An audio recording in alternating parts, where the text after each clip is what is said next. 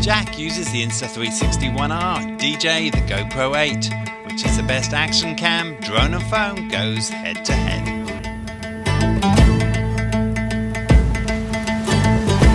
Well, Jack is back on drone and phone. He's been doing a travel show, but not able to travel at the moment. So we're going to do something different, Jack. Exactly. We're going to do a series of review of equipment. So we're going to be looking at some of the best equipment that we use on drone and phone. Jack uses different equipment to me, and we're going to go head to head. Today we're looking at action cams. My favourite, the GoPro. Jack?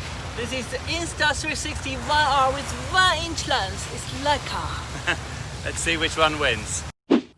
Action cameras have become a staple for adventure filming, and over the years they have got smaller, more robust and feature-filled. In this review we look at two leading cameras in the market, but there are other options, so if you're thinking of buying, be sure to check the others out too. For this review we're talking about our choices of action cam and explaining why we like using them. For full transparency, we're not paid by either product to promote them, but Insta360 do provide us with cameras for use, for which we are very grateful. Well, of course, on drone and phone, the phone is our main camera, but there are times when it's wet and it's rugged and we don't want to risk our phones. In that case, I use an action camera. Now, I've been using the GoPro as my main go-to. Before that, I also use this Olympus Tough camera, which I bought specifically for drone and phone, but I found it's heavy and it's a little bit fiddly and the quality of the image isn't particularly great as opposed to this little thing. Now with a GoPro, that can go into my pocket. I just do one press. I can use it for just about any conditions. I can use it underwater as well, and it works extremely well, very reliable. Now of course, if I go underwater, I'm going to use one of these things. This is a floaty, so that will attach rather than the regular little tripod, what we call a shorty that I have here. And that means that if I drop it, it floats to the top rather than going to the bottom. And I also have this little cage which has a microphone on it, which means if I'm doing pieces to camera in windy conditions, I can hold the camera out like this and I should be able to get fairly good audio on the things I do. So for most of the time when I'm out doing drone and phone, I'll be shooting with my phone, but this will be in my pocket. Alright, I'm not a big fan of GoPro like DJ, but I have my favorite camera for action. So this one, Insta360 oneR. This one comes with a 1-inch Leica lens, which is really good for me to shoot in low light and all that kind of condition when I'm traveling. It's so compatible, plus it has a 360 camera. Do you have it in GoPro? So if I need to go a bit of diving action, I can easily use a mount like this. With a case, I can go as deep as 10-50 meters, no problem. If I'm lazy, I can easily use a already carried mount just for about 3 meters, 5 meters, not deeper than that. But I don't trust it. I always try to be secure with a case. Let's see how they perform.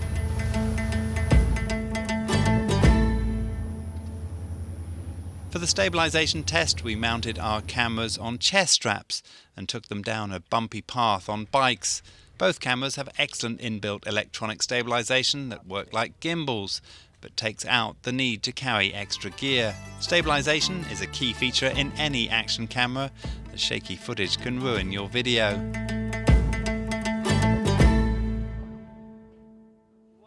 Both the GoPro8 and the Insta360 oneR have different voice filters you can choose to reduce wind or profile a human voice. For this test, I turn them off. So here I'm testing the audio quality of these two cameras. Neither of them have got microphones on the top. We're using the internal microphones as if I was just taking it out of my pocket and doing a quick record, a quick piece to camera. Now I've got to say, one of the great benefits I think of the GoPro is that it's just a one single click and it starts recording. Whereas with the Insta360 one, there are a few complications in turning it on, as this is the second time we've recorded this because the first time it didn't record. So one up for the GoPro for that one. But this is an audio test. There's a little bit of wind, not too much, and the sound of waves in the background. I'm hoping this is going to be clear on both.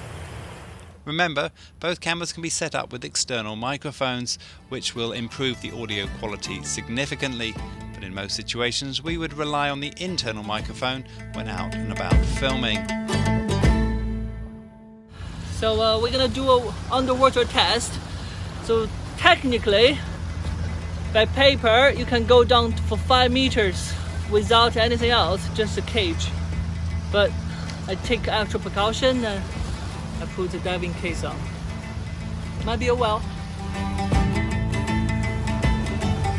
Ready to go. We were unlucky with visibility on the day we tested the cameras, as you can see in this side-by-side footage. So the next day, I took them out for a dive shoot. For the first dive, I used the Insta360 oneR in the cage, and the second dive, I took the GoPro8 down without a cage. Both cameras were set in log mode at -1 EV, as recommended for diving. They've both been graded with the software provided by their respective apps, and no other post-production. Well, that's the end of our testing. I am going to take it out tonight to give it a night test as well, but I'm saying goodbye to Jack. We'll go back to the studio tomorrow. Nothing much in the water, I guess. And let's see which one turns out to be the best image. For the final test, we wanted to look at the low light capability of these cameras. Both have stargazing modes, indicating they should work in almost pitch black darkness. The oneR has a much bigger sensor, and so should perform better in low light. If your activity involves a camp out or you get caught at the end of the day in low light, having a camera that can record these moments is essential. So how did these cameras fare? So that is our rundown of what we've seen so far. I would say, I don't know, I think if low light is important to you, definitely I would go for the Insta 1-inch. If audio quality and you like slightly more vivid colours, then the GoPro is better. But in terms of stabilization and image quality for the rest of the shoot, it's pretty well equal.